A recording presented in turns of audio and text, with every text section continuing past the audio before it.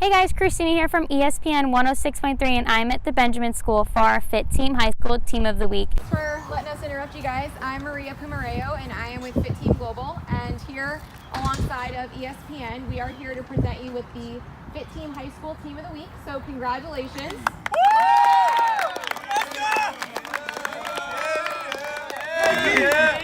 So we just wanted to thank you because not only do we know that you're doing an exceptional job out here on the football field, but we know that you're also doing it in the classroom and out in your community, and that's what FITTEAM is all about. It's about not only doing your best on the field, but also off the field. So thank you so much. Keep up the great work, and congratulations. Thank you. Eric Kresser, the new head football coach here at Benjamin, has had a great start so far this season. This past Friday night, too, fans and players had a huge surprise. Let's go see what it is and how the season has been going so far. So your team is undefeated right now. Is there anything, though, that your team can improve on? Definitely. I think we could come out, especially in the first half, specifically on the first drive, and score more. Because in some of the games this year, we've had a slow start, and then we come back strong in the second half. So if we just eliminate that completely and come out strong in the first half, I think we'd be unbeatable. Who is the funniest guy on your team? I think our kicker, Lowell Carr, is definitely the funniest kid on the team. He's always cracking jokes, making me laugh.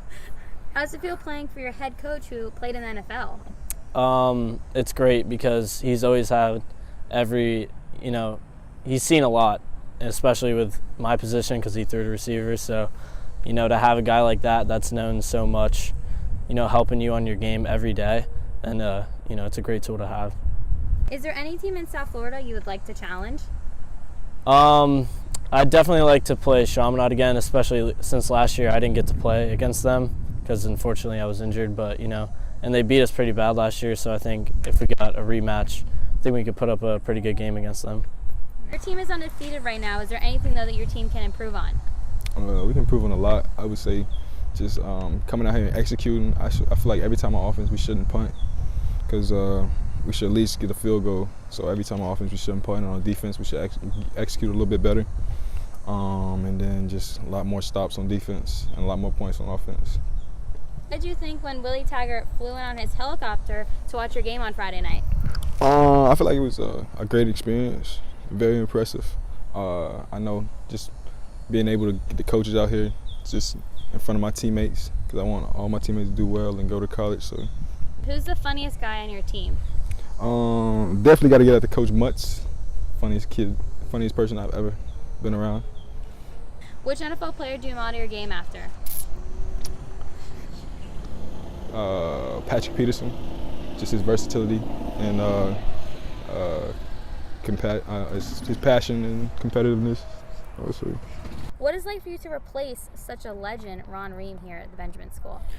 Actually, very fortunate that I did come in after Coach Ream. He built a great program here, and he was my coach here in 8th and 9th grade. And most new coaches come into a situation that's not that good. Either a guy got fired or the team's losing. I mean, we're coming off a pretty good year last year, and Coach Ream built this thing up pretty good. So, it's been a really nice transition. I was here for 4 years working with him, so it was an easy transition as well. What is the biggest obstacle your team has had to overcome? Definitely the Gulliver prep game this year. We went down there, and it was a good hour and a half drive, and the game got canceled on Friday at 4 o'clock, and we had to turn around and come back down the next morning and play. And it was their turf. I don't know if you've been on their turf, but there's a lot of the black rubber, and it felt like it was about 150 degrees out there, and we were already tired from traveling the night before and just really didn't want to get in the car the next morning and go down. But we ended up down 14-2 at half to a very good Gulliver team, and we came back in the second half and won the game 22-14. So that was probably the biggest hurdle that we've overcome this year. So, did you know, I'm assuming you knew this, that Willie Taggart was coming to the game on Friday? But, how was it for him to come and to see your players play? I did know. For me, I've played major college football and I played in the NFL, so I've seen those kind of things, often. But it was pretty cool to look in the stands and kind of see the expressions on the kids' faces, not even the football players, but just the regular students in the stands, and even our guys, once they found out what was actually happening, it was pretty cool.